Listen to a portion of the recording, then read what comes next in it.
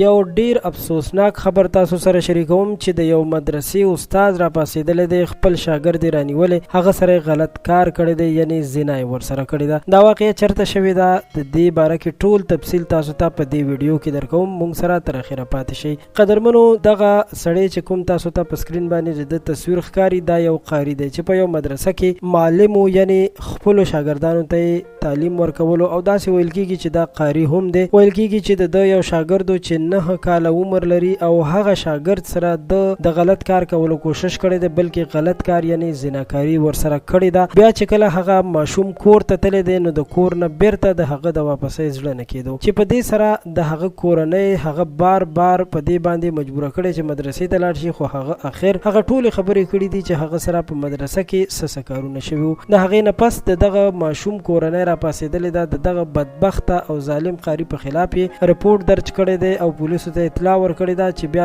دا ظالم انسان نیول شوی دی. قدرمنو، دې ظالم انسان ته موږ غوښتنه د سزا کوو، ځکه چې سزا ورته پکار ده. هیڅوک د خپل بچي نه نه وي خبر چې هغه سره په مدرسه کې څه کېږي. ډېر ماشومان خو داسې هم وي چې هغوی د ویرې نه خپل مور پلار ته خبرې هم نشي کولی، او بیا ځینې داسې وي چې هغوی ټولې خبرې په ښکاره ډول باندې کوي چې ما سره په مدرسه کې قاري صاحب او یا بل چا داسې کار کړی دی. نو خپلو بچو باندې نظر ساتل پکار دی، د هغوی پوښتنه کول پکار دی، او کوم قاریان یا کوم ظالمان چې بچو سره او ماشومانو سره داسې کارونه کوي، نو د هغوی په خلاف سخت قدم پورته کول پکار دی چې داسې عبرتناکه سزا ورکړل شي چې بیا دپاره څوک داسې کارونه کړي.